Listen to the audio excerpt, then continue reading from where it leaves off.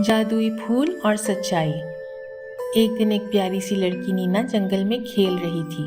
नीना बहुत खुश थी। वो कभी फूलों को देखती तो कभी तितलियों के पीछे भागती। अचानक उसकी नज़र एक चमकदार फूल पे पड़ी। वो फूल बहुत रोशन था, जैसे उसमें कोई राज छुपा हो। नीना फूल के पास गई तो फूल से हल्की सी चमक निकल रही थी, जैसे वो जिंदा हो। इसी दौरान एक छोटा सा शरारती रैबिट बोबो उछलकर आया। उसके मुंह पर कुछ बिस्किट्स के टुकड़े लगे हुए थे। नीना ने बोबो से पूछा, क्या तुमने मेरे बिस्किट्स खाए हैं? बोबो ने झूठ बोलते हुए कहा, नहीं तो।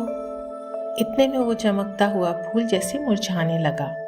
उसके पत्ते गिरने लगे, उसकी रोशनी जैसे कम हो गई। एक तितली वहां आई और उसने बताया कि जब कोई झूठ बोलता है तो ये जादुई फूल मुरझा जाता है।